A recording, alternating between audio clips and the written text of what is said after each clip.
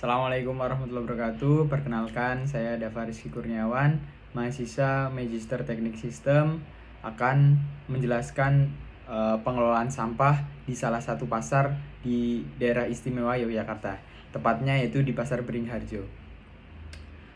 Penugasan ini untuk melengkapi ujian akhir semester dari Prof. Dr. Insinyur Agus Mariono, yaitu tentang pengelolaan sistem sampah di pasar.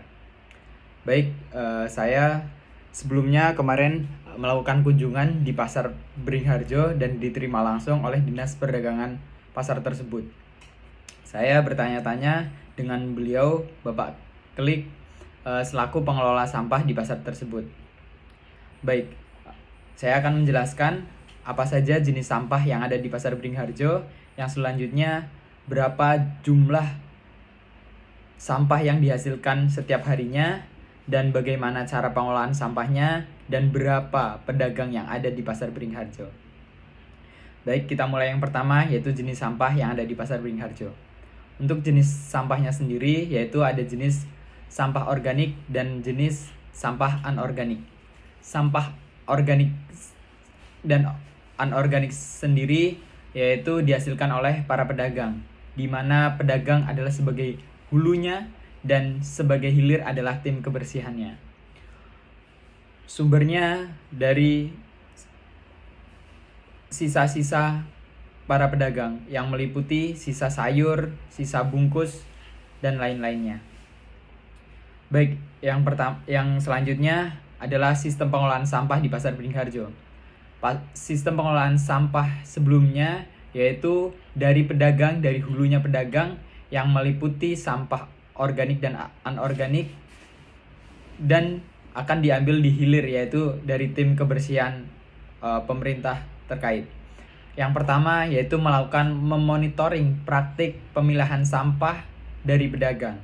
Yang kedua, adanya pemilahan sampah dari organik, residu maupun anorganik.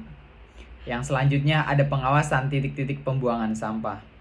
Yang sebelum ditutupnya TPA Piungan, pedagang dan tim kebersihan itu melakukan pengelolaan sampah secara bersama-sama.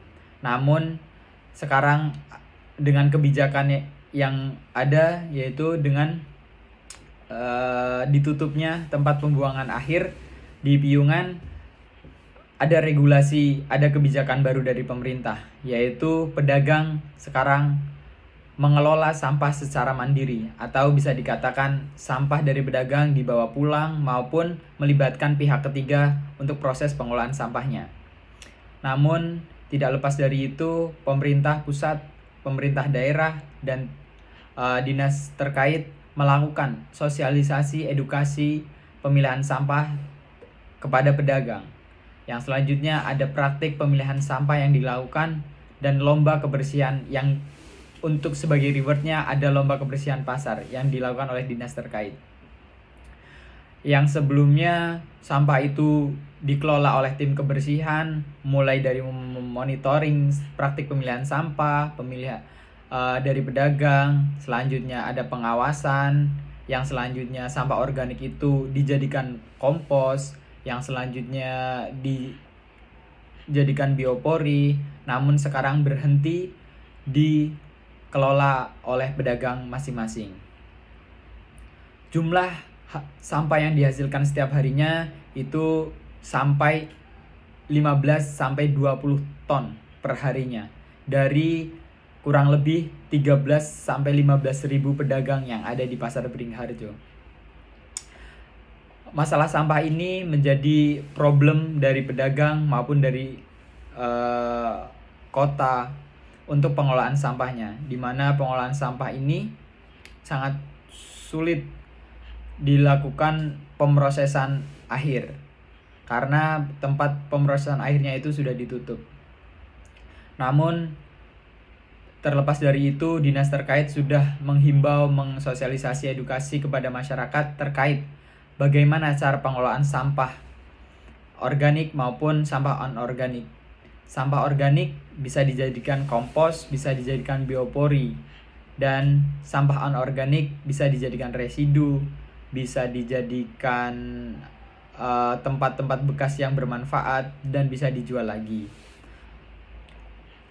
Selanjutnya, untuk pengelolaan sampah sendiri di Pasar Beringharjo yang tadinya dilakukan pengangkutan sampah setiap sore dan pagi harinya, sekarang tidak dilakukan lagi pengangkutan. Bahkan di Pasar Beringharjo sendiri ada tempat pembakaran sampah yang dijadikan konversi energi, namun tempat tersebut mengalami terkendala, yaitu adanya emisi gas buangnya yang ternyata tidak diperbolehkan. Yang selanjutnya, di Pasar Beringharjo tersebut ada namanya alat pemilah. Alat pemilah sampah, yaitu sampah organik dipisahkan dan sampah dengan sampah anorganik. Yang selanjutnya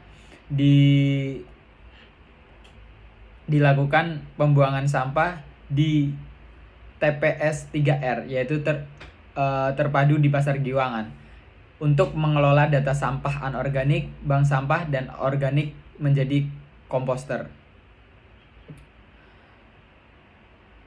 Perlu adanya kesadaran yang tinggi tentang sampah. Mari kita jaga lingkungan kita mulai dari diri kita sendiri. Kita berkomitmen bahwa sampahku adalah tanggung jawabku dan sampahmu adalah tanggung jawabmu. Sekian penjelasan tentang pengelolaan sampah di Pasar Beringharjo.